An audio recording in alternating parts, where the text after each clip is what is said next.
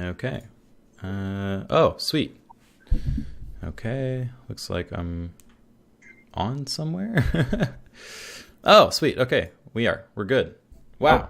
Look at that. Holy shit. I figured it out. Okay. Well, welcome everybody to the RealDallasN podcast.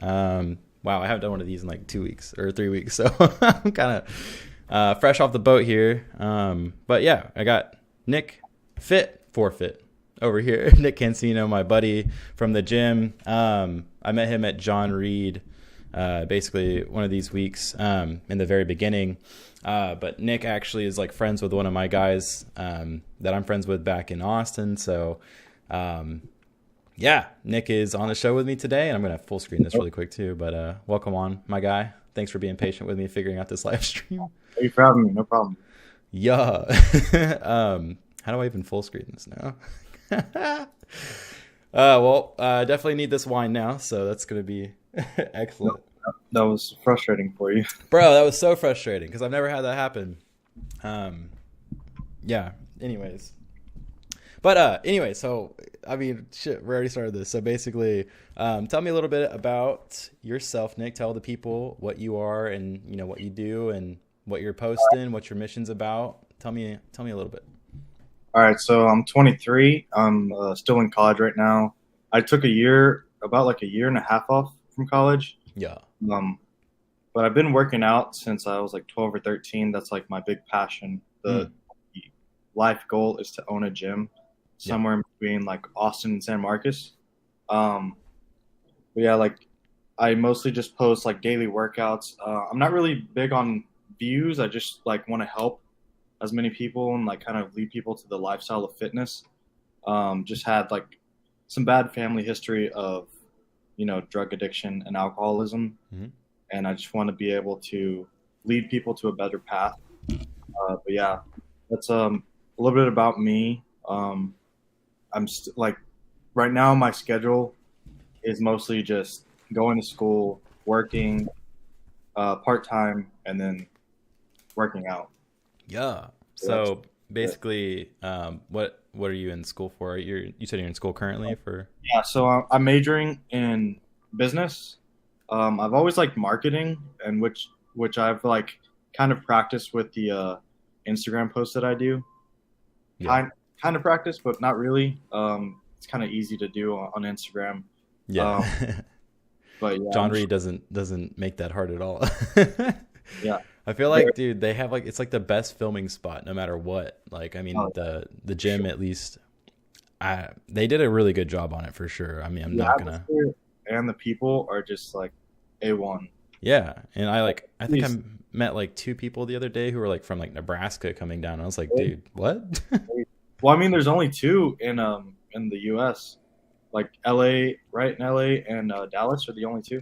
Yeah. So LA, and then they have Dallas, and then I believe. I mean, I don't know if I can say this, but I think they're building Houston and West Hollywood. I mean, sorry, RSG, if you are mad at me because I said that, but I mean, don't tell us in the company. But yeah, like John Reed is actually like one of the few gyms that I've been to where people are like extremely friendly and just welcoming. Like I've made, I don't even know, like maybe 5 or 6 friends already there. Yeah. And have gotten 2 or 3 workouts in with some of the people there. Mm-hmm. It's just like super welcoming, and it's like a family there. Yeah, it's been a lot of fun being able to work out there. Yeah.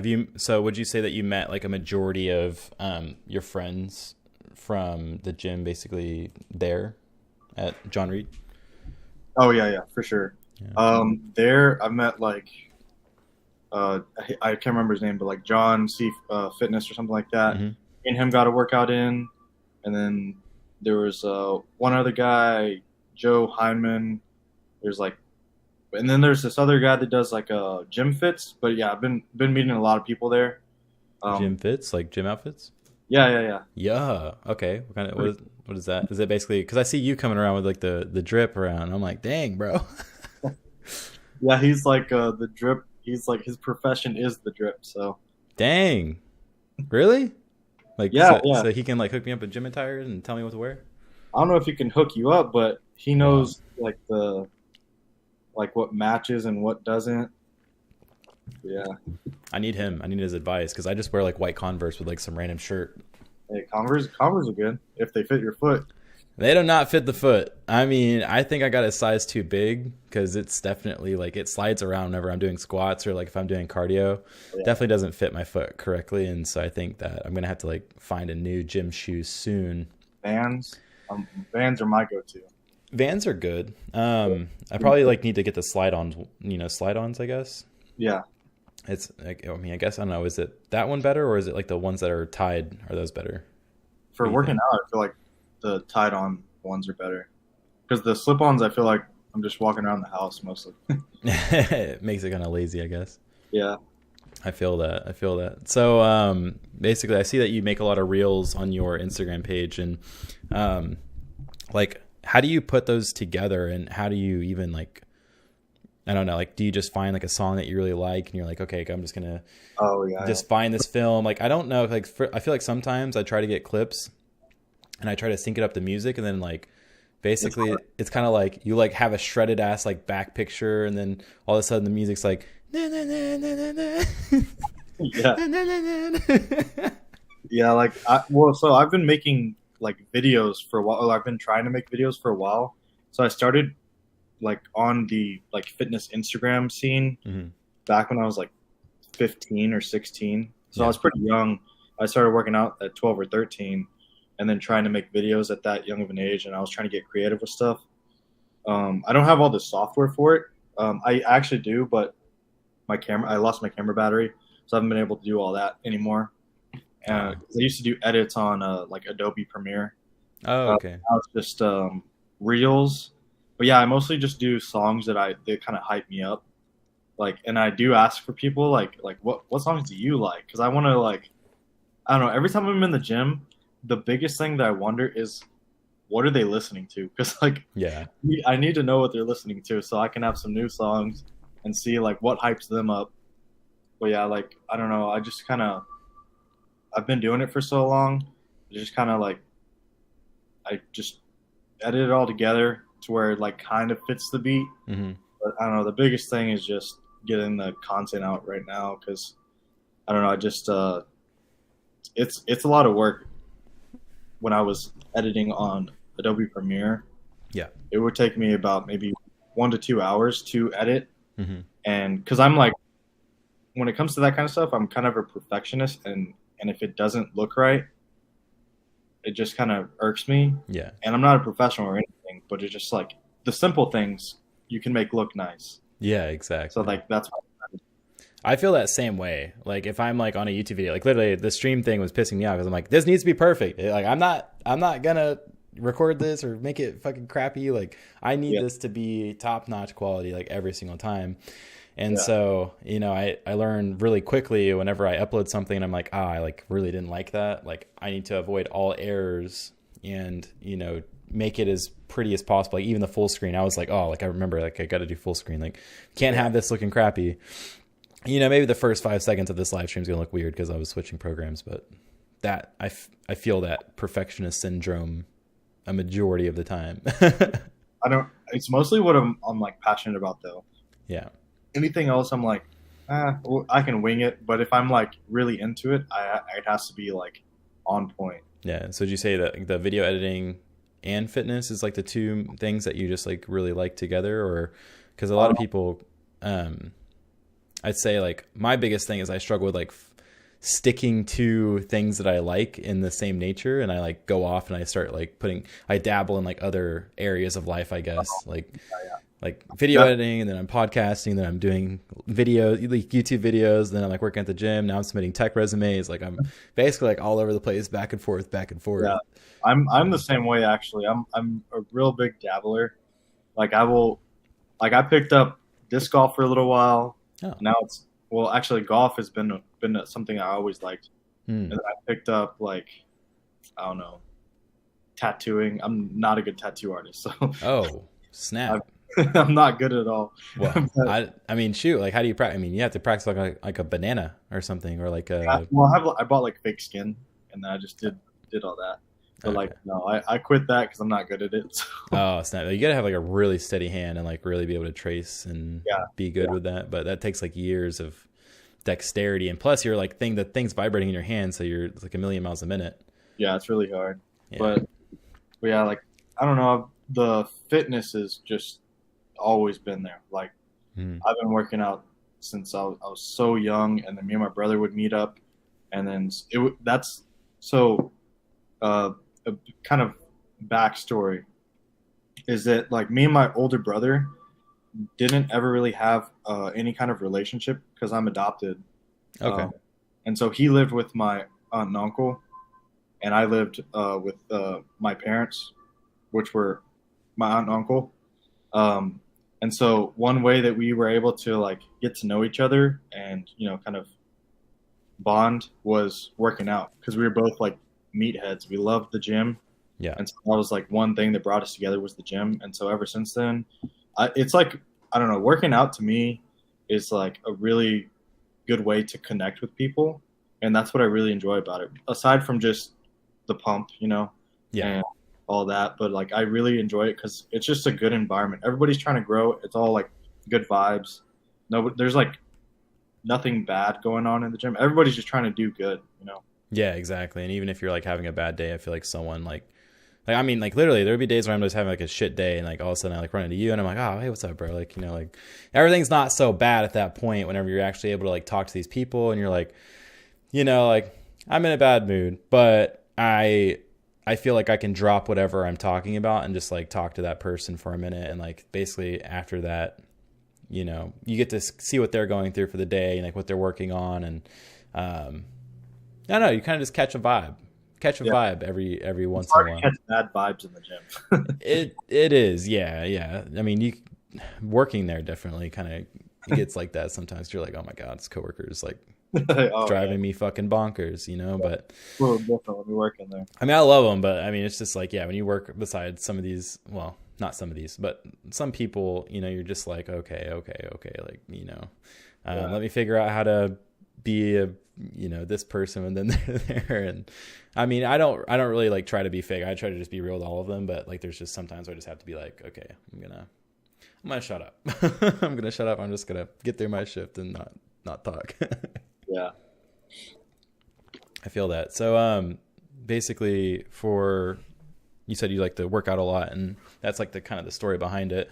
So like what other, I mean, I guess I know we work in the gym together, but outside of the gym, you said you like to do golf, and I live on a golf course, right? You live on a golf course? Yeah. What? Are you serious?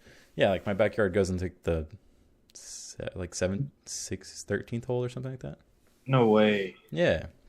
Do you golf? We should golf sometime. We should. I mean, come over. I mean, we'll definitely have to do that because yeah, that's awesome. I've never been there, but I also need to grab clubs. I don't know if they have some for rent there, but I also need to find clubs in general. I literally was talking about this today. And so you're the second person that I've talked to about this, about actually going to Westridge, the golf course that I live on, because I've never been. So I'm like, why do I live on this thing? Is it like a really fancy kind of place, or is it? It's Westridge. I don't know. I haven't been there. I haven't heard of it. Yeah, it's like McKinney. Because some golf courses are like pretty strict about their rules. They won't let you use other people's clubs. You have to bring your own. But like other places aren't so strict about that, and you can like use your friends' clubs. Oh yeah, I basically have to like, I don't know. I could probably call them because you and Rich. Well, not your Richie, not Richie. Yeah. Rich at the front desk. Basically, I've told him that I wanted him to come golf over here as well. Yeah, it looks like a nice place. Yeah, I mean, I don't know whatever their policy is. I mean, I'd probably look it up online too, to be honest. I don't know if they have like an actual website for that. But anyways, how'd you get into golfing? Like, what kind of made you want to get into that? Oh, so my family is like my mom's side of the family is like really big into golfing. They like my uncle was extremely good at golfing. Probably could have gone to college. My cousin was extremely good at golfing. Probably could have gone to college. I don't know if he did. He might have, but I don't really remember. But yeah, like everybody's like really good at golfing in our family. So the reason I got into it was because I wasn't into golfing. I played baseball. So and I went to college for like freshman year. I played like the first semester of baseball, and then I was like, that's it for me. Yeah. But they were so good at golfing that every time I would go play with them, it's just like I'm not as good. So Yeah. I was like, I need to be able to compete if I want to go play with them. Yeah. So I'm trying to get as good as they're not as good as them because they've been playing their whole life. So like I'm just trying to get good enough to play into tournaments. Yeah. You know? There you go. Yeah. I don't even know how I would be. Like I always go to like the little virtual like golf area and or Top Golf, and I swear I'm just like, what do I do?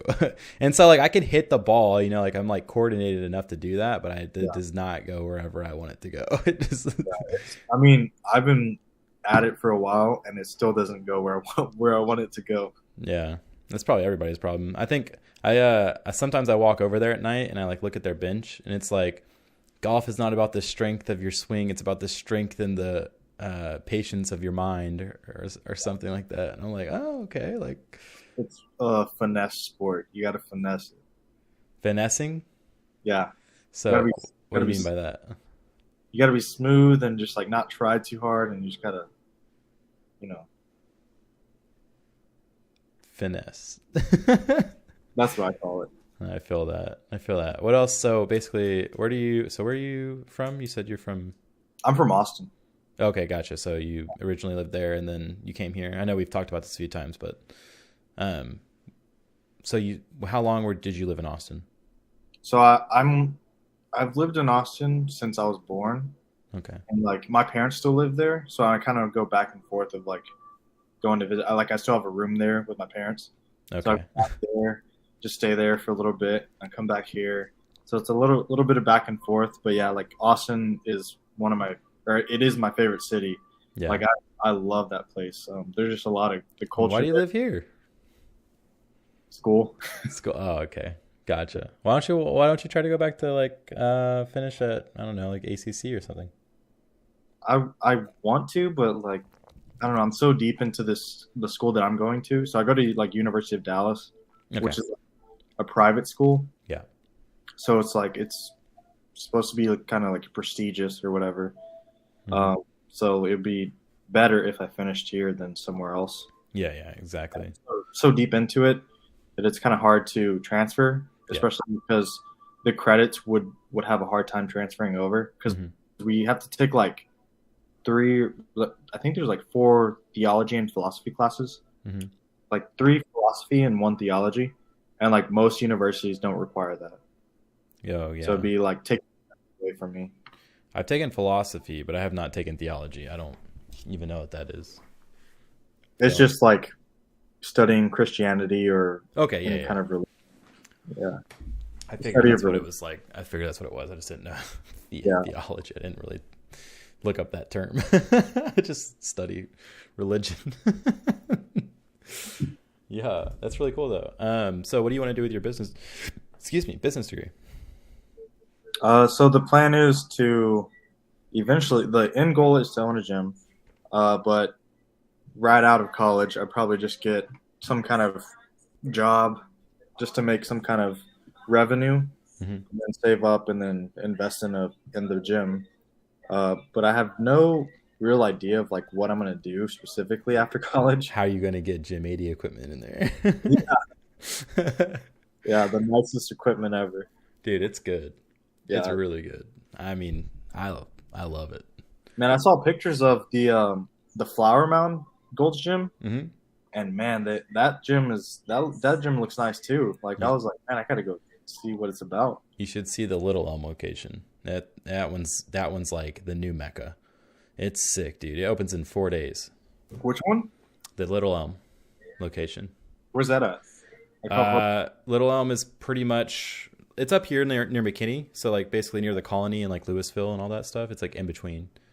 So 4 days? think of like El Dorado and like 423. Yeah.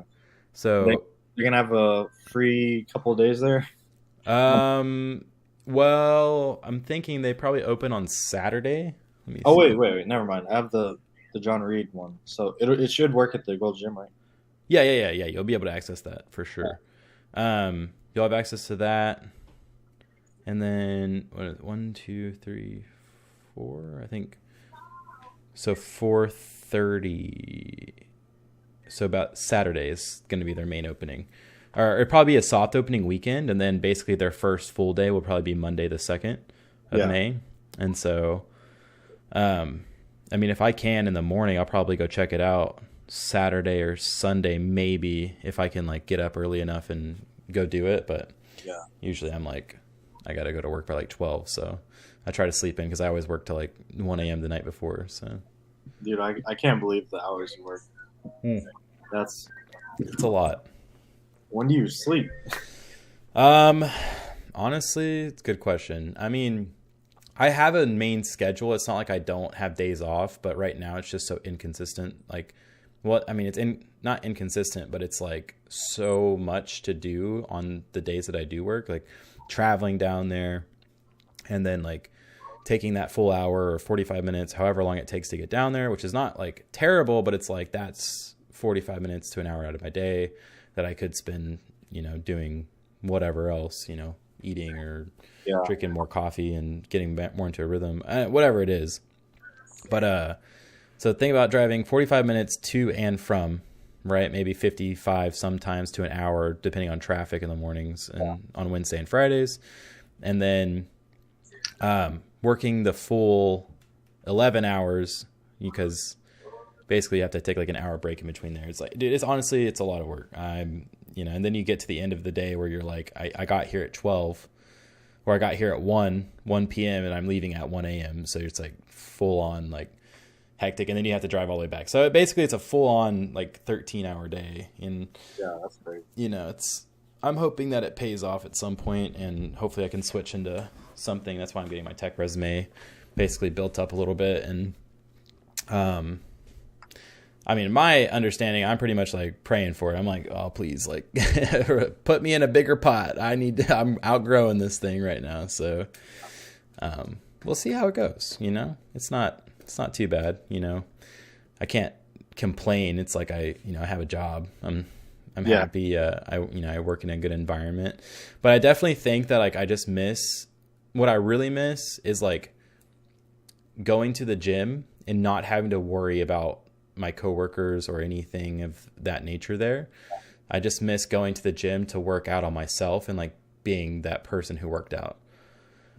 Because now the responsibility is way more, which is fine, but John Reed takes a little bit more effort than Gold. So basically you can't get away with the same energy levels. You got to be like pumped on and amped and John Reed and got to continue to keep going. So burn yourself out. Yes. Yeah. That's exactly the word on how I feel for sure. I even have work tomorrow. So basically this is like last thing of the day. And usually Mondays and Tuesdays, I'm basically like running around doing videos or uploading content. And, I think I still have to upload a video today. So yeah, it's nonstop. Because if you want to do content creation outside of here and you want to like make your dreams happen or, you know, do whatever this is, I mean, for at least me and have my creative outlet and like basically build something outside of it. Like I have to spend a lot of hours towards it. And that's pretty much it. And that gives me, and I have to work out on the days that I'm not at work because the days that I do go to work, I work out in between there. Yeah. So this is not a complaining fest. This is how back to back and crazy. It's the whole creation thing is like a second job. Like it's a lot of work. Yeah, it really is.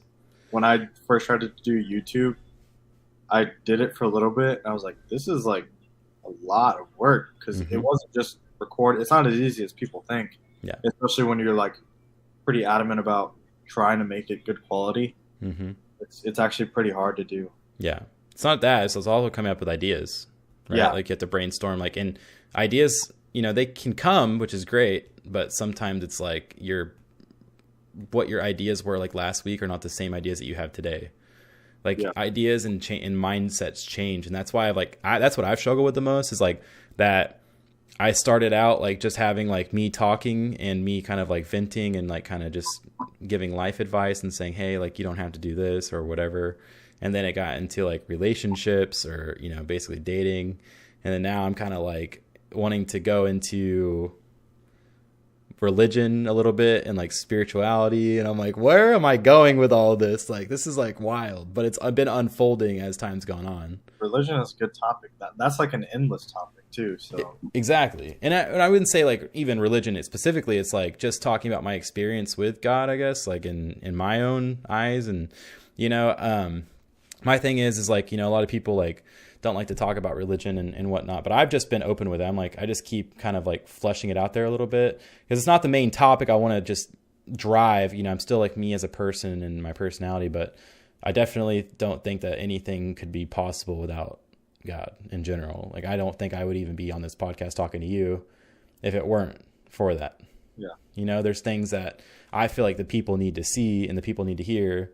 And the only way that I can like portray, talking to someone that I'm like, connected with, I don't know. I just feel like the world needs to see like, some of the people that I'm talking to, like you guys are like really cool people. And, I hope that I get more people to talk to and find some more time to, do more of these.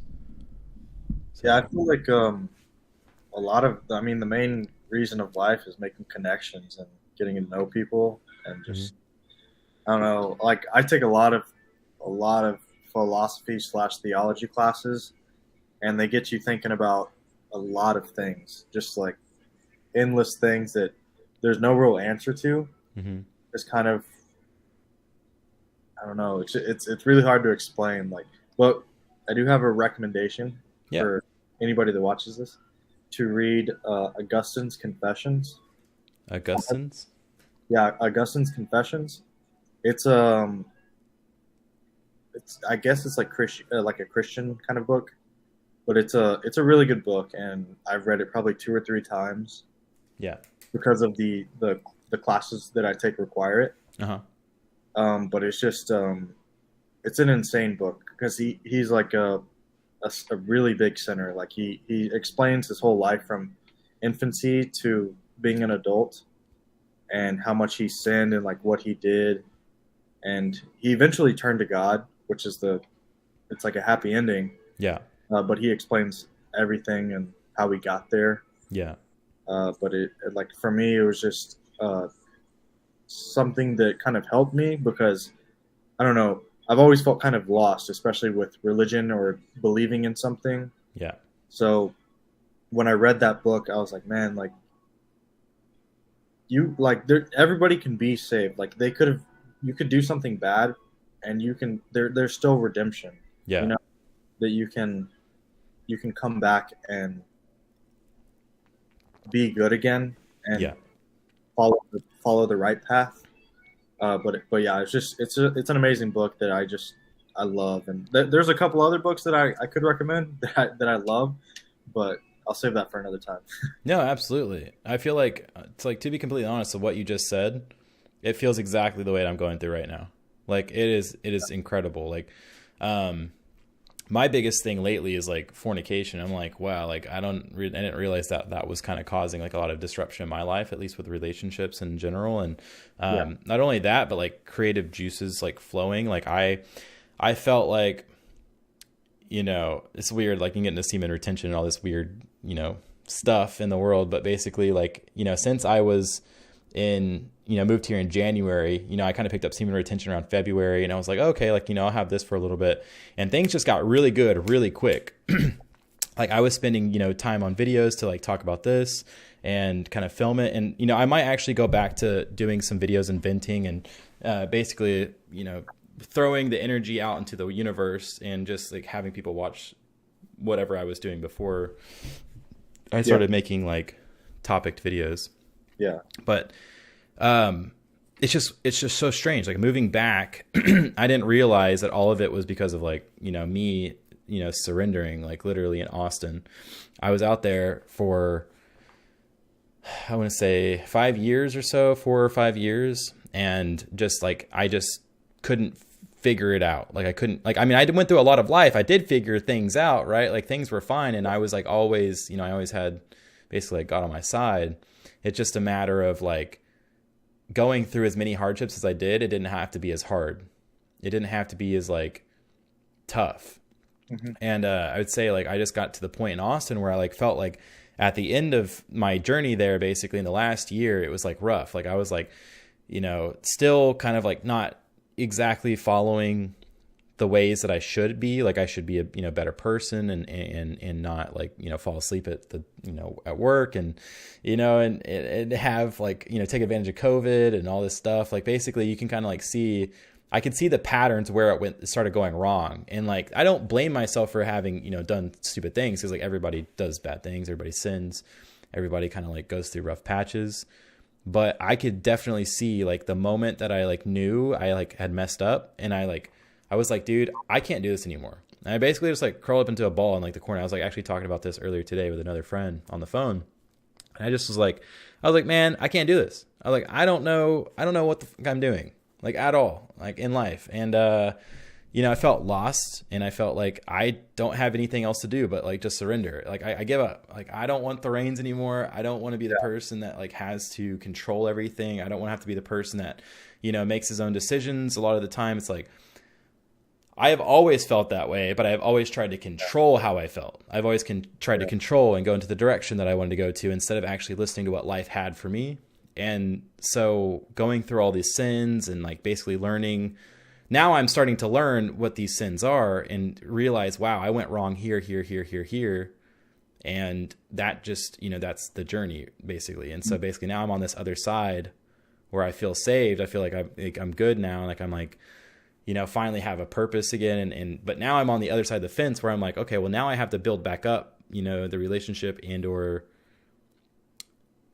I don't even know. Like, I don't know. It's kind of an interesting side to be on, like is the other side of being saved. So that's where I'm at now. And at least that free will is stressful. Yeah. I mean, it's a little bit. Yeah. I remember going through some, like, I'm not going to explain the whole story because I can't. Yeah. Understandable. It was something that just like really set me back, and like it hurt me a lot because like I felt like just completely disconnected from people. Yeah. And it made me feel like it was weird. I could not be near people and feel normal because of something that had happened. And it just made me feel like there was a disconnect between me and other people. Yeah. And it was really uncomfortable for me. And I still struggle with it because I'm like scared to talk to girls. I will not talk to girls. Like it's just like I will talk to girls now, but when it first had happened and I'd gotten through it, I didn't just wanted to ignore everybody. Just wanted to, like you said, crawl in a hole and just like be a ball and just yeah. But like I don't know, it's taken a lot. Like it's been maybe 2 years since that happened, and I don't know. Through that time, I was able to find myself through struggles, honestly. Like I think struggles help you find yourself. Absolutely. My uncle passed away all of a sudden, and that really hurt because, you know, he was like one of my favorite uncles. He introduced me to golf. He coached me in golf for a little bit when I was in high school, and the next thing you know, he's gone. And then my grandma had cancer for pretty much 3 years straight. She had, I forgot what kind of cancer she had, but she had one type of cancer, beat it, and we celebrated. It was great.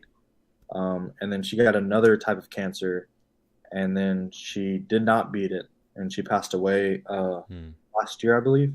Yeah. And, you know, just going through all of that, it was extremely hard. Like it just felt like for me back then when it was happening, it was like, why is this happening? Why is it happening to my family and me?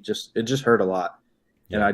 And it made it really hard to understand like what the point of life is and why we're here if we're just going to go. Yeah, exactly. And it was so hard for me, especially because like I'm a person that's like constantly in my head. Yeah. Like I'm always thinking, always like questioning every single thing. Like why is this? Why is that? Mm-hmm. um, and then my interactions with people. Um, but I think like especially this like kind of conversating helps me out a lot Yeah. because rather than keep it in and like have it cycle in my head over and over again, Yeah. I'm talking about it, which I've learned. Do you know Zachary Montoya? Yep. Yeah, Absolutely. Yeah. He fixed my car. Like literally. Shout yeah, out Zach. Like straight up. Like yeah, yeah. dude, I So, would not be in Dallas today if he didn't fix my tires. So yeah. so I was telling him about like kind of the similar things is that I'm in my head constantly and I can't stop thinking Mm-hmm. and like I'm always like I was pretty depressed, especially with all that stuff happening, Yeah. and I was just in my head and didn't know what the point of life was, and he was like telling me he was like, dude, you know what helps me is like speak it out, like get it out into the world and just talk about it and just say it, even if it's to yourself. Yeah. You can write it out, but just put it out into the world, and it will feel like a weight is off of your shoulders. And like he like that's like one of the best like things he's ever shared with me that he did. Yeah. And like since then, like not to sound weird or anything, but when I'm by myself and I have something on my mind, I will say it, and I will like just speak it out, and then I don't know, it's just such a relief when I do. Yeah. But it's helped me out a lot, and like I'll start writing stuff out that I either have ideas of or that's been troubling me, Yeah. and it's just been um, really good for me. And like I want to say it's like kind of a form of prayer, Mm-hmm. because prayer, like you have things on your mind and you're kind of confessing to God what you have on your mind. Yeah. Um, which I don't really like. I do pray, but when I have those kind of times, then I don't really kind of like do the sign of the cross or pray or say anything to God. I just kind of say it to kind of get it off my shoulders. But you know, Okay. So you're not talking about like just normal like day-to-day talk. It's like, you're feeling like hurt over a certain situation. So you say it like this, yeah, this is what I'm feeling right now. No matter what, right? Like you had a whole prayer session, then like, midway through the day, you'll feel something else and you're like this. yeah, exactly. And I'm like, what? Like, why is this? So I'm trying to think of like an example. Like I don't know. So the other day I was kind of upset because I came to the realization that my grandma's not here anymore, Mm-hmm. and that I think it's really hard to understand and realize it because of COVID. Yeah. Like we haven't been able to see her since the beginning of COVID, and that's when she pretty much had cancer. Yeah. And so when all the kind of COVID distancing stopped and families were kind of able to see each other, we weren't really able to see her still. Like I saw her here and there, and we're still kind of in COVID, kind of not. But even after then, it still felt weird because it's not normal to have like a family function and have everybody in one house anymore. Mm-hmm. Um, but it's just like it's been hard to realize because we lived through COVID, weren't able to see our family, and I still don't see my family. So Yeah. it's like, when is it going to hit that I won't be able to see her? Like Yeah. because we have family traditions and I see her all the time on those family traditions, family holidays, and like whenever and the thing is like we're probably not going to have a family holiday Yeah. for a while where everybody's all together, Yeah. and it hasn't hit me. But for some reason that day, it hit me that just like I'm never gonna see her again, like Yeah. on Christmas, on any kind of holiday, and so like I had to kind of talk myself through that whole thing, but also kind of tell myself that she's in a better place and she's no longer feeling pain, but like it's kind of a conversation with yourself Mm-hmm. to talk through it and better understand how you're feeling and what really is. But yeah, just that whole kind of talking to yourself kind of helps me out. Yeah, all of what you're saying right now resonates very heavily with me. So just so you know, because like I feel like that's kind of been my topic as well. I mean, I'm very introverted as well, right? To be honest, like I get very extroverted, right? I can become very energetic, but there's all times in my life where I'll just be so locked into my brain that I'm like, well, now I'm overthinking about this. And, because I did this, XYZ, it's like, it's hard to tell people and be vulnerable and actually like get these things out, because sometimes like you'll feel stupid or whatever the case may be, or maybe it's just a fresh wound and it still hurts. So it's like, it's like you're not completely over this wound yet. Like you have to bandage it and make sure that you're good. And that's kind of like what speaking it out, in my opinion, is doing. It's kind of like saying, hey, like this hurts, like, it kind of sucks, but like, like I want to get it out there so that I can like focus on healing on it. Mm-hmm. So I definitely recommend doing that. But also, like, I don't know if, to me, so this is weird. Like this whole channel is becoming like spiritual as like AF. And I feel like lately, like even like I think today or yesterday, I think like I just remember coming into the house and being like, I can't tell if it was today or yesterday, either or.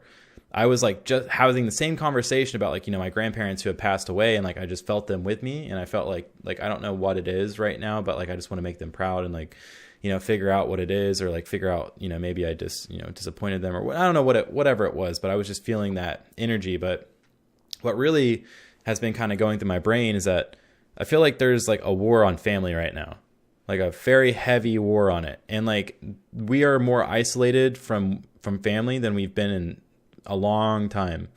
I have like my family near me, but like I don't see them at all. Like it's almost like technology and COVID and like just like how easy things are now, like how controlled we are, like how money works, lifestyles, like we're all just kind of like trying to survive and trying to create and use our pain to create. And like I feel like this is a hard time right now for a lot of people.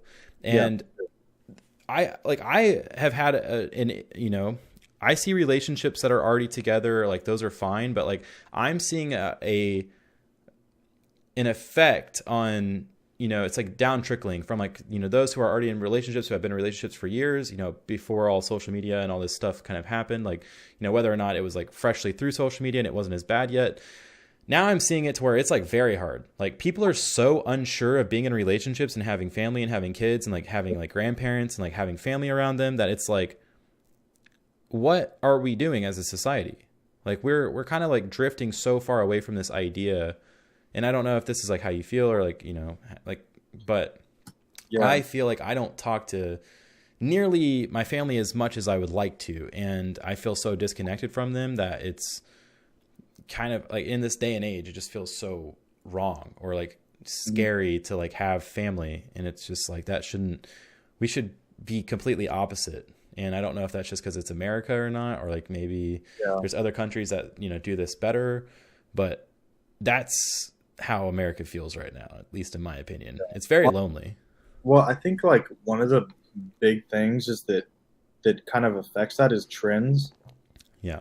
Like there was that big trend of like, I mean, it still kind of is a trend. I see people post it every now and then where like family doesn't have to be blood, or like family is this, or like if family's going to treat you this way, then just completely cut them off. Mm-hmm. There's things like that going on. Do you believe in that? No, not really. Feel that. I will always believe in my family because like they're my family. Yeah, I'm a really big on family, and I hope they would have my back in any circumstance, and I would have their back in any circumstance. That's how I feel about family. Yeah, but like I don't know, obviously there are some certain scenarios where you wouldn't, obviously like some extreme scenarios where you're just like, okay, I'm not gonna deal with that anymore. Yeah, exactly. But for the most part, like I'm gonna be there for my sister, even though we don't talk very much. Mm-hmm. I'm going to be there for my aunt and uncles, even though, whatever happened with our family. But like, I don't know. I think the hardest part is like, there's a lot of trends and the culture that we have now. Mm-hmm. It's just kind of, it's entitlement. Yeah. Like, I mean, literally at the grassroots of everything. Like even myself, I am guilty of it. I have to even say it right now just because like I know I'm not perfect, and I know that I'm also guilty of being like ungrateful and entitled and thinking that I deserve everything right here, right now. Mm-hmm. At the end of the day, I see so much of that, and I'm like, like a weird thought came up into my head not too long ago. And it was like, I don't think people I mean, I guess like times have changed, but I don't think people really had ever experienced hardship in this day and age. At least if you were born in like 95 and like after like the, 90s, you probably dealt with a little bit of like hazing and stuff like that in high school, whatever. Like, you weren't like in Vietnam, like getting shot at, you know, or, having to, shovel horse shit all day, basically, like, I mean, some people still do that, which is fine. Like, it's not, I'm not talking about that. I'm talking about like everybody was shoveling horse shit, like everybody. It was the normal thing to do. Exactly. And so like we as a society have gotten so far away from hard work that like do we even know what hard work is anymore? Like I think that for a while, when I was at Gold's Gym Little Elm, I like basically was not indoors. I was outdoors every single day in my car, and I basically made life hard on myself. Like I deleted social media. I like had no social media whatsoever on my phone. And so I basically put myself in the situation where I was like, I make my life hard. Like I have to like go promote and like tag cars with like flyers and stuff like that. Like I intentionally made it to where I felt like maybe I have earned a little bit of respect from life. And, I don't know. It's like, I think, it's just so easy to fall into these patterns of feeling like, sorry, for not only yourself, but like, just, or you feel lazy or entitled, like to feel like, oh, because I've sat on my bed and watched Netflix for 5 hours tonight, like, oh, I deserve like a $50,000, or $100,000 a year job. Like, it's like, no, you don't. Like, you don't. And sometimes you have to sacrifice these things in order to achieve. And, in this day and age, at least we have the internet. It's easier to make money, I guess, in different ways. But yeah, I was actually talking to my friend about, because we were watching, it wasn't Band of Brothers. It was a different show that's like pretty much related to it. Like I love Band of Brothers. Yeah, it's a great show. I think I have it. I have it in my box in my room. Oh, yeah. It's like the collector's edition. Yeah. Oh, really? Mm-hmm. Like the one where it like has like a metal box and it like goes out into like a huge like cassette. Yeah, that's awesome. But yeah, we were watching a show similar. It's like Pacific something. I can't remember what it's called. Yeah. Band of Brothers Pacific, basically. Rise of the Pacific. Yeah, I think so. Something like that. So it's the same Band of Brothers Pacific. Yeah. So me and my friend were watching that, and I don't know how we got. we were honestly like drinking and stuff, so we were kind of like feeling it and just like talking. Yo, I would love to do that. You guys ever want to watch Band of Brothers again? I will do that. I will join it. It was crazy because or Saving Private Ryan. Yeah, that's a good one too. It was crazy because I don't even know why we started talking about it. Like, I think I don't know, but my grandpa was in Vietnam, so like I had talked about like everything that he'd done because he was a tunnel rat in Vietnam, which means like he had to go through like really tight tunnels and clear out any enemies that were hiding in there. And so like I asked him, I was like, what do you think it like takes as a person to go and do that? Like, because you basically like just mutilating people. People. And it's just like nobody, like, I mean, I'm sure there's a small population of like maybe Navy SEAL or Marines that kind of do that kind of stuff. But like back then you had normal people like my grandpa, he's an upholster. Like you had people like that were drafted or that somehow found their way into Vietnam through some kind of crazy draft or something else. And like, it's just crazy that you had normal people over there doing that kind of stuff. Yeah. I call it, have you ever seen Elliott Hulse? No, I haven't. Or have you like watched him on YouTube? I don't think so. No. Dude, he's like one of my biggest inspirations recently. Not only because he is also religious and he's like, good with God, but he just puts things in a way that's like such good perspective. And he's like very unique in the way that he describes things. And I take account of that very heavily because I feel like that's what we need more of Elliott Hulse in this world. Like it just, and him and his father have this like incredible relationship. Where his father basically is just like, I think 21 Studios had like a thing where him and his dad, everybody's like so busy about trying to be alpha and beta and all this stupid shit. And it's like Elliott's dad gets on there and he's like, He's like, I loved my family. He's like, I love my family and I'd do anything for him. And he goes over and like gives like his son Elliott like a fucking kiss and like, you know, a big hug. And I'm like, that was like awesome, right? Because like, you know, in some way, like a regard, like some people would think that that's like, you know, that's fucking weird, you know, like that's so lame. Yeah. And it's like, bro, like, no, dude, like that's what we should be like. We should be loving, but we should also have like a warrior spirit to us, you know, that we can wake up any moment, right? And I think that that's what he basically describes, Elliott Hulse in general, as he describes that there's like almost like a war, and basically right now, men are becoming weaker. Men are becoming so weak, and like I'm victim to it, right? Like I don't want to be weak, and I just feel like Western society is basically kind of putting like the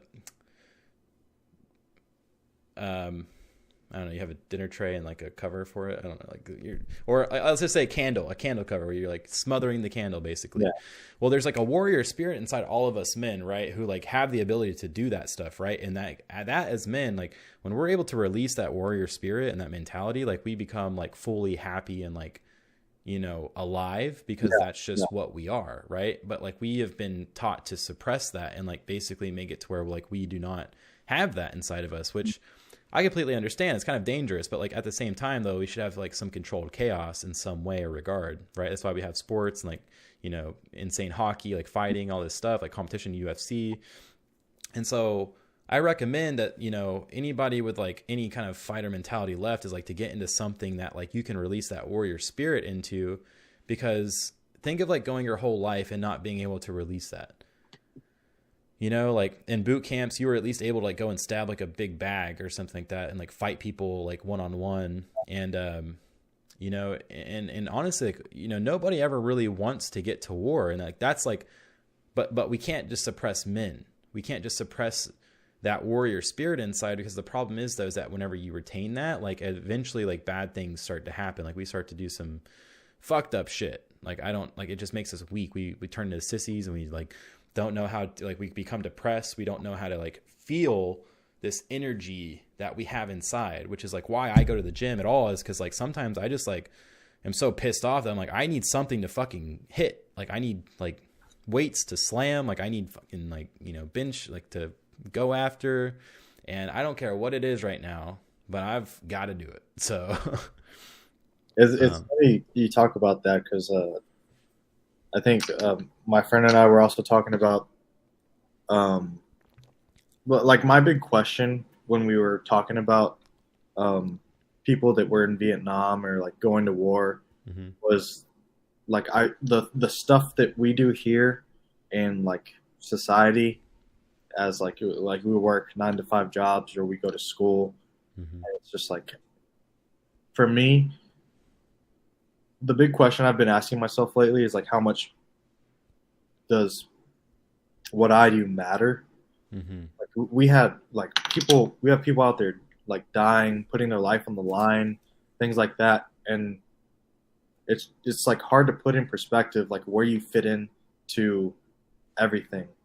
Like what are you giving back that counts as much as somebody that's willing to put their life on the line to protect their country? And for me, it's like, if I had to put my life on the line for my country and my family, would I be able to do it? And like that was like kind of my big question, was like, do I have the heart to be able to do that?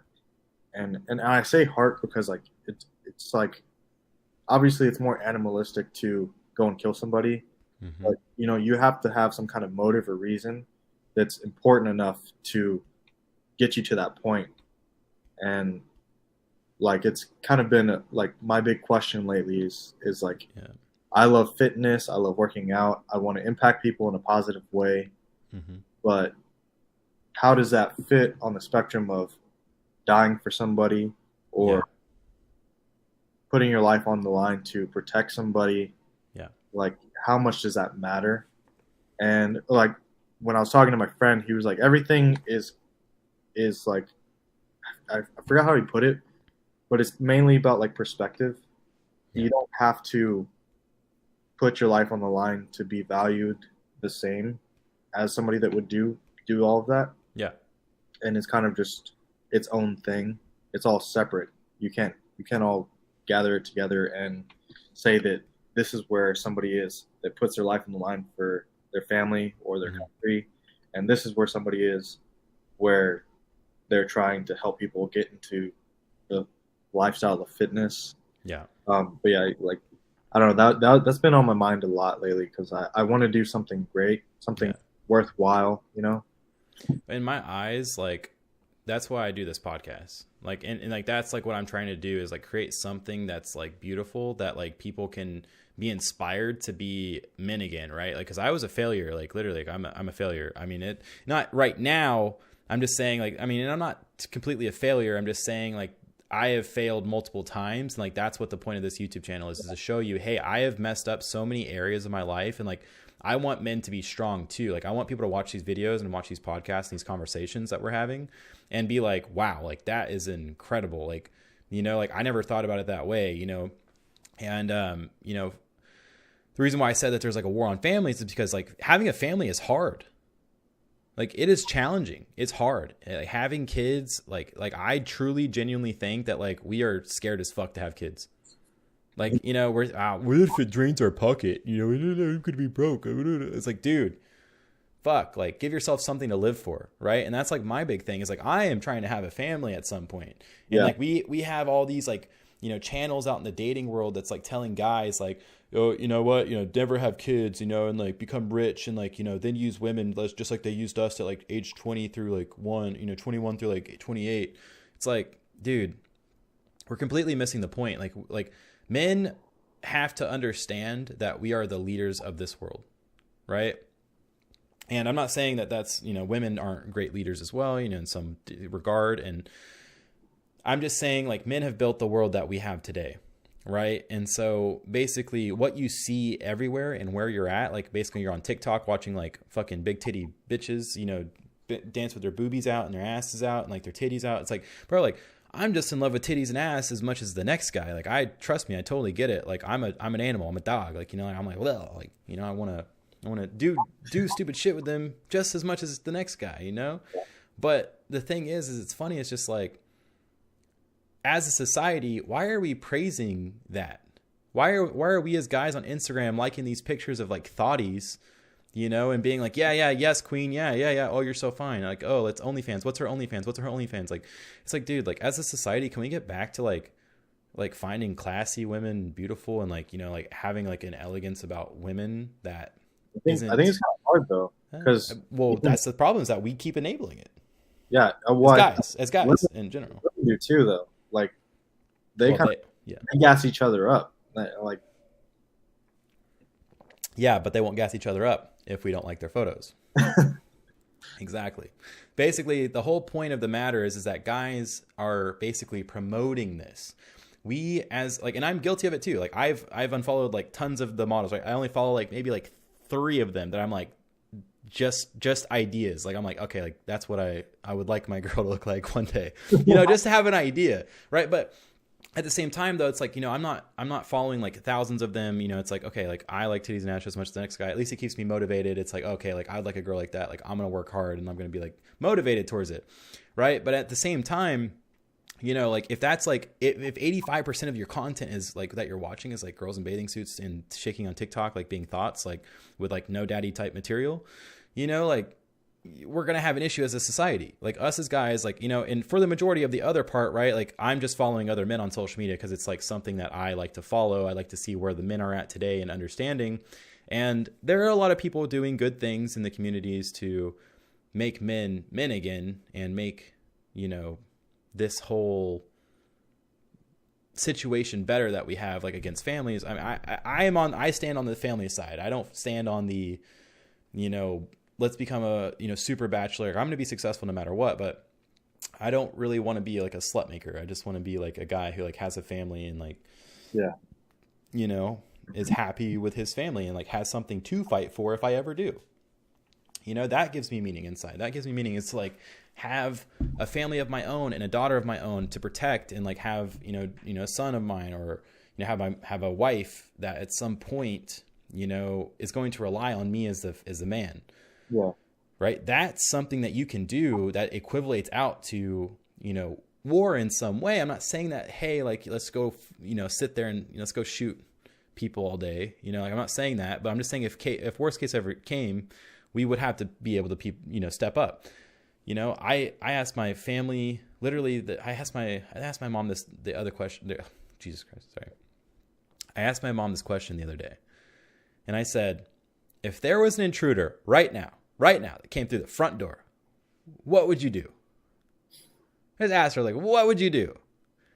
Like the funny thing is, the first thing that came out of her mouth, she was like, I tell you to go get your gun. And I was like, exactly. Like, that's what you would do. And I'm like, and I'm not saying that that's just my mom. I'm saying, like, you could ask, like, I dare someone anywhere who's watching this to go and ask their girlfriend this question, or their wife, or their, mom, or their grandmother, or whatever. What would you do if there was an intruder right now? They most likely are going to say, hey, I would get you to go and attack him. Like, I would call 911 while you somehow fight him off, or something of the quiz. Maybe there's some badass fucking grandma who has got like a 12 gauge in her like closet or something like that. She's going to go get it, whatever. Like, I don't know. Like, there's those one-off scenarios, but I'm saying, like, majority of the time though, like, if we went to war, we're not sending Betty, who you can have kids. Like, we need to fucking protect those girls who can have kids and be able to procreate. Like, that's what it is. Yeah. At the end of the day. And so you never know, bro. Like, I'm just saying, like, I think that this world thinks that war can never happen again. I think it could. I think we are definitely not. Definitely, dude. Yeah. We're definitely not in a stage where this couldn't happen. And I wish as a society, I don't know why I'm so ranty about this tonight, but as a society, I feel like a lot of people are just so ungrateful about this aspect of our freedom, of our social media that we have, like our comfortability in life. Like, I want people to respect the fact that families should be in operation. Like, you should try to build strong families. Like, do something that's hard, not something that's easy, like shaking your ass on a fucking screen, right? And this can get into spiritual warfare where, like, Satan's like whispering in Eve's ear, and Adam's over here like following Eve, like, because she's shaking her ass, and Satan's like, yeah, shake your ass, shake your ass, shake your ass, and Adam's like, oh my god, yeah, shake your ass, like, and God's over here like, what the fuck are we doing? Like, God's like, what are we doing right now, guys? Like, what are we like? I didn't make you guys for this. Have you ever seen The Social Dilemma? Yes, I have, dude. I used to work at Facebook. This shit was weird. Social media is the enemy. Like, it is weird, bro. It's insane. It's scary, honestly. Like, I don't know. I try to use Instagram for like only fitness, like, as a tool. Mm-hmm. It's good as a tool, but anything else is just, I don't know. You start delving into being guided into a certain pathway. Exactly. Yeah, because like even on the explore page, you could literally be like a car guy and a fitness guy and like whatever else, like animal guy. All of a sudden, there's just titties. Yeah. All of a sudden, like, it does not matter. It's like, oh, she's an influencer and she's in the fitness industry. Well, she's got a bathing suit picture. Like, let's show that. Yeah. Like, oh, she's working out in the jungle gym in Tulum in her half naked bikini. Yeah, nice. Explore page. Like, yeah. And guys like us who are just like, I'm just trying to lift with my dudes. Like, I'm trying to not, like, just be, oh God, Jesus Christ.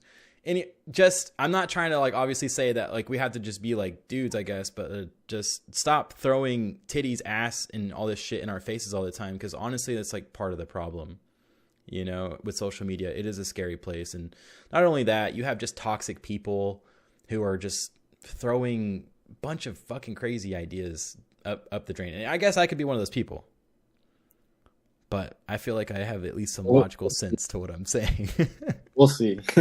We'll see. Exactly. Right. Like, yeah. And the other scary thing about like social media is, when I watched The Social Dilemma, mm-hmm. they were talking about how depression has just shot up ever since social media. Yeah. Especially in females, like young girls that are just like seeing those kind of images of women's body, and like they think they need to look this certain way, or they need to do this and do that, get all this work done in order to look a certain way. Mm-hmm. And it's just like, like even for me, like as a male, you see so many like influencers or whatever else, and Yeah, we see it in the gym all the time. yeah, and then you just like you're like, oh man, like, and then even males and females end up getting body dysmorphia, or they have some kind of thing where they're just not happy with themselves Hmm. because they're seeing so much of people being happy, and meanwhile they're doing something else with their lives, or people being extremely fit, and they're somewhat fit, but they're not that fit. Hmm. It's just like it's just kind of unrealistic.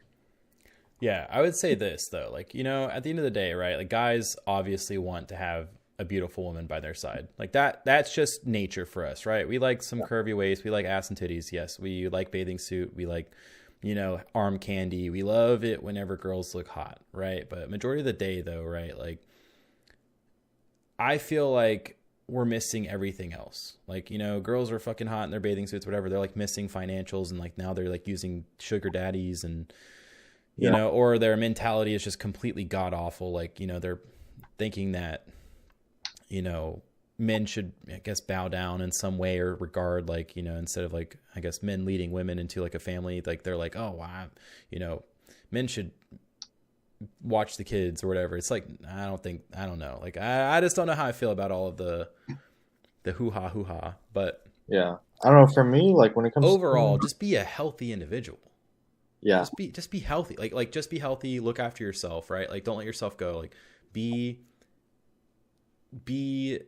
kind to your body, and don't look at the next person as like an idea, but surround yourself around people who have a similar mindset but also have that similar physique or whatever it is, and just surround yourself around good-hearted, same mindseted, same health style people, and this world will be a little bit of a better environment for people.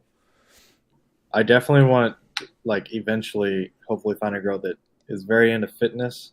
Mhm. But the biggest thing for me is being able to have like extremely, extremely deep conversations, like about the soul and about life and like the meaning of life, things like Mhm. that, religion, and Yeah. just like, whenever I'm troubled with my beliefs and things like that, or that's what I'm looking for. Hmm. It's just because I don't know. Like I've had relationships in the past, and they've never been like fulfilling, I guess. Hmm. And I want something that makes me feel like more complete, like internally. Yes. Because like I'm searching for something, and yes, I would love a beautiful family, but it has to be with the right person that truly can understand me and like kind of not tolerate me. I don't like the word tolerate because then that means like you kind of have to accept like the good and bad parts of a person. And I feel like the bad parts of a person, obviously you can grow and get better. Well, Like, toleration is basically being able to tolerate the things that like normally bug you about somebody. So like if you're, because like no matter what, you're gonna have things and issues that like come up, and you're gonna be like, ah, why do they do that shit? Like yeah, that annoys me. I mean, like, But if you're able to tolerate that to an extent, like where it doesn't bother you really about your day to day, then like you'll be okay. yeah, I just mean like, I don't want to say like tolerate abuse, like that kind of stuff. Oh no, no, no. But yeah, but for the most part, just like the biggest thing for me is being able to connect on like the deepest level possible, sharing the deepest parts of yourself with somebody, Mm-hmm. and like the things that have completely scarred you for life, Mm-hmm. or like explaining my childhood to her, or this or that, just like pretty much like letting her know all of my demons and my past demons and Yeah. things like that. That's I don't know. That's I'm really into the kind of like intellectual and like Yeah. mental connection. Mm-hmm. But yeah, As a lot of guys are. And like I guess like right now the wave in like the men's communities is like basically, oh, you're a man, you don't have feeling, or you don't have feelings, you shouldn't you shouldn't feel like that, you shouldn't be feeling deep connections and all this stuff. And I'm like, okay, so I'm like a robot? Like what?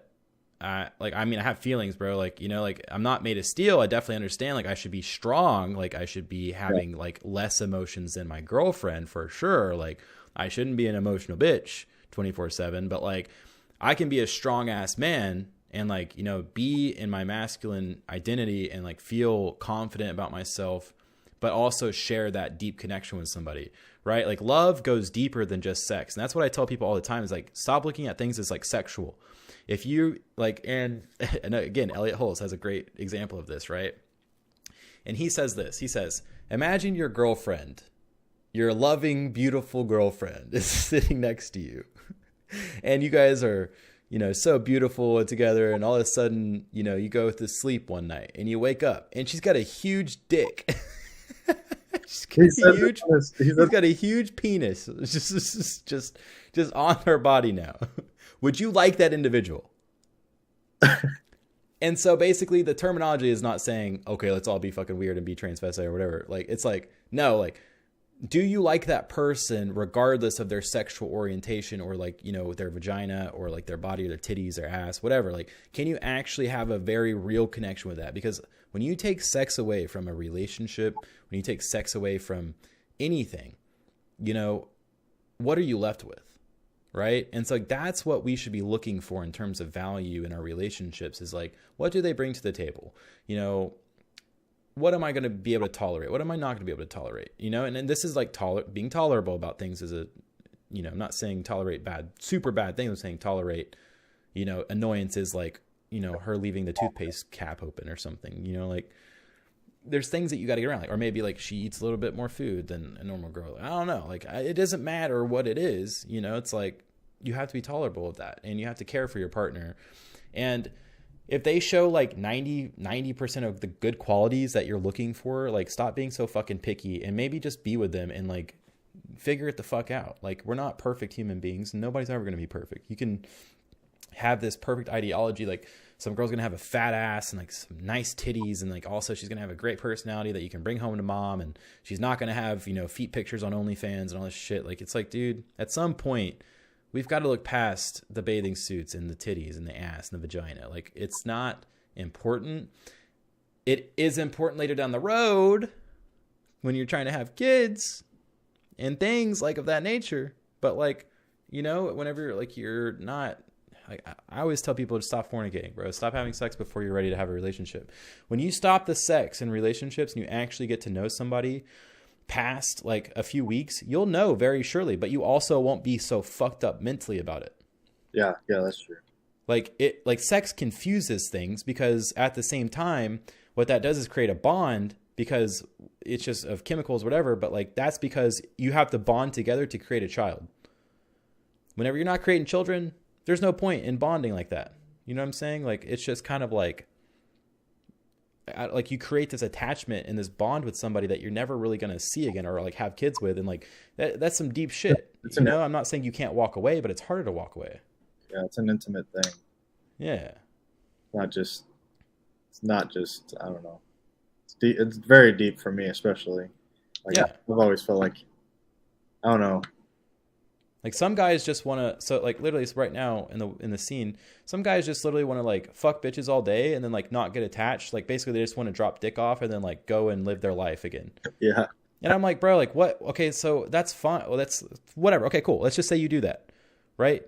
At the end of the day, what do you have to show for yourself? Yeah. That you got a nice car because you were able to get some fucking job that you don't do shit in. Yeah. What do you have at the end of the day? Do you have family? Do you have, you know, kids? Do you have a beautiful life? Like, I mean, did you do something for the world? If you just have a fucking apartment in downtown LA, you know, and you have a Bugatti, or not Bugatti, but let's just say like a nice ass like Porsche or whatever, but you haven't done anything for the world, you haven't made any family, you haven't made any kids, you know, all you have is your money that you are going to die on a hill on. I guess that just seems like very unfulfilling in my eyes. Yeah. I'm not saying that wouldn't be nice for a little bit, but at the end of the day, what are you doing? That's what I want men to think about. Yeah. You know what I'm saying? I don't know. They got to look internally and really evaluate themselves. And I'm still doing that. Like I do that on the daily. Just I always turn inwards and I'm like, dude, what are we doing, bro? Mm-hmm. Figure it out, man. Yeah, but at the same time, though, it's like my number one thing is forgive yourself. Yeah. Forgive yourself, because in the past, there's probably been situations that you didn't know. You didn't know. And you can't get mad at yourself for not knowing. You know, and that's what I think men have a really hard time on, is that we're so hard on ourselves. And like, we always like drop our value points by like 2 levels. Like, right, if someone says, you know, what are you on a scale of 10? You know, I think I'm like an 8. You know what I'm saying? Like, guys who tend to like think that, like, who are basically like an 8 will say like 6. Like, oh, I'm like a 6. You know, I'm like a 5. Yeah. I'm like, bro, like, give yourself like 2 points. Give yourself 2 points. I guarantee it. Like, we are so low valued in this society. Like, at least on ourselves.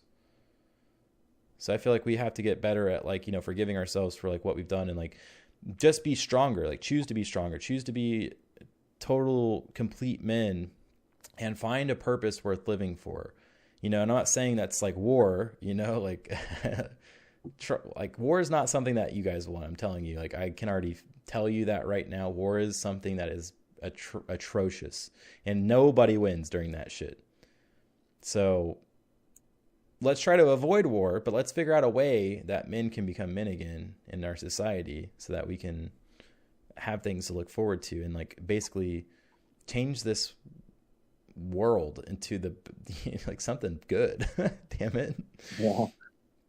Yeah, this is a confusing age. It is. There's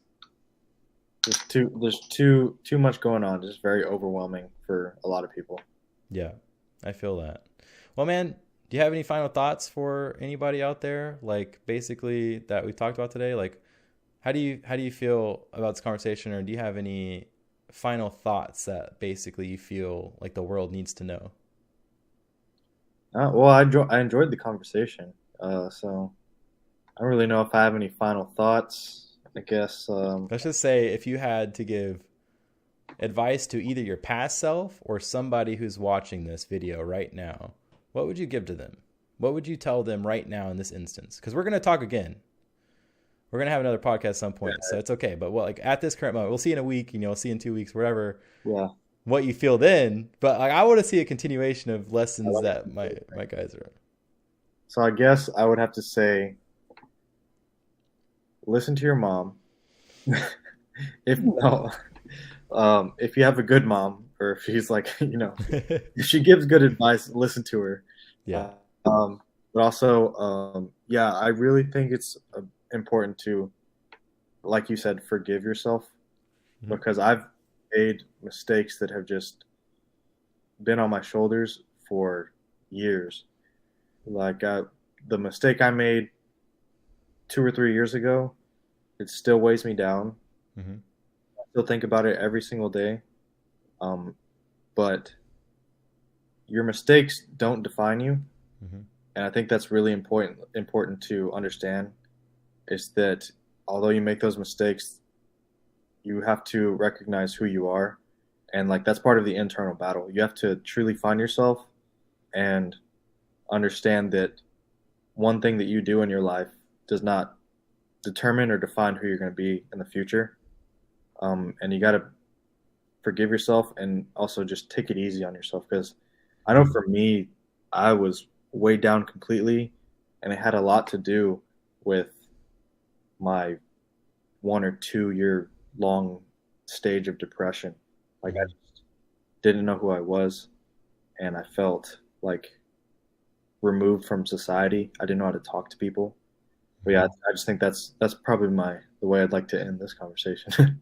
Absolutely, dude. No, I totally agree with that. Man. Like, I think that you and I, we definitely agree on some of these same things. And, you know, when it comes to a deeper level, it's probably why we connect pretty well. Like, I feel like we're always just like on that same page. Yeah. And, you know, I think you and I recognize that about each other, is that, you know, we're both just like out here, and like we can sense like we're hard on ourselves, but like, hey man, like at any point in time, we have to forgive ourselves, bro. Like, it doesn't matter if it happened last week, if it happened 2 years ago or 3 years ago, like, you know, life is still going to be good. And like, honestly, like through having this conversation, hearing you talk about this, like I feel better. Like and I hope that it helps other guys feel better, because honestly, like that's what this channel is for. That's what this channel is for, is to talk to other individuals who have gone through life and who are normal human beings day to day, And I want to talk to so many more people just like you who are just just normal people, like who have things to say to the world, but like, you know, like, you know, you never know who's going to watch this, to be completely honest. You never know if this podcast could blow up in 2 years or 5 years. I like the fact that, like we're, like both of us are normal people. Everybody's normal. Mm-hmm. But like, I don't know, we're all still going through it. Mm-hmm. So like, it's just living. So like, everybody's going to have issues. It's going to continue. But like, it's, like our issues and whatever we're going to conversate, they're going to keep happening, and we're always going to have something to talk about, because, you know, the struggle never really stops. Like, and I mean, like, obviously life is good, but there's always going to be struggles. Yeah. I think that's important to understand, and that something like this is just good to have, especially to be able to talk through and just get out there and kind of hopefully come to a resolution and kind of solve problems or thoughts that somebody's having, you know. You know what I think of whenever you just said that? I think of like literally Jesus carrying the cross. And I think that we all have to understand that like we are just like that in life. We all are going to have something like a heavy cross or something that's like going to weigh us down. But as men, like that's our purpose. We're going to get hurt. We're going to be beaten. We're going to be slapped around, and we're still going to have to pick up that fucking cross and make it to the top of the hill and put it up there and die on it. Yeah. Right. No matter what, it doesn't matter. Like you're at the end of the day, you're dead, you know, like it's so accept it, but understand like through life, you carry that cross and carry it with some pride, you know, and if you can do that, that right there is just like the symbolic reason that I feel like we as men have to get closer to, is like we have to be okay with, you know, taking that. And like as we're going through this and we experience pain, and we experience pain from other people, and it weighs us down, and maybe like, you know, we just can't, maybe we do bad things. Maybe we live with guilt, or we did something that caused somebody to want to whip us later or something. Like whatever it is, you know, like it's so funny how like, you know, the story of Jesus, like literally just kind of sparked into my life for a second. So I'm like, damn, like that shit feels real. Like it feels so real. I feel like the conversations though, like whenever I have conversations, like deep conversations with people, and, you know, connect with them, and they might be going through something hard. The way I think about it, like now that you talked about carrying your cross, which everybody does carry their cross. I see yours like right up there above you. Yeah, but I think the biggest thing that you can do in this life is carry your cross and help others carry theirs. And when they fall, pick up their cross, put it back on them, and help them get through that. Yes. Yep. I totally fucking agree with that. I definitely think that's a good place to leave this conversation for sure. But man, I like genuinely appreciate you taking the time, and sorry for the delay in that today. At least we had the live stream working now. Now I know what to do for next time. I'll definitely put the stream key in and everything and be good to go instead of clicking the YouTube app. And now we know everything's a learning lesson, right? Like even this is like carrying the cross. Like I got slapped in the face literally as soon as we started this. I was like, oh my gosh, like what is happening right now? But anyways, man, it was a great conversation, and I hope that all of you who are watching this got something out of it today. If you can, follow Nick on his social media. It's Nick4_fit on Instagram. It's where he posts all of his reels and his workout videos. I definitely recommend following him because he's a beast and he's getting shredded as AF. Yep. And you'll also see other content creators, I'm pretty sure, through his profile as well if you're trying to get into fitness. And also, if you need any help, I'm sure Nick will probably answer any questions for you guys. And you know, maybe he'll charge you $1 or $2, maybe, but we'll see. Otherwise, you just follow his Instagram account and follow his lifestyle. And yeah, thank you again, man. I really appreciate it. I appreciate you, man. Yeah, and if you guys do, subscribe to the channel. Subscribe to the channel, like it, and let us know how we did. All right, y'all. Catch you in the next one. Oh.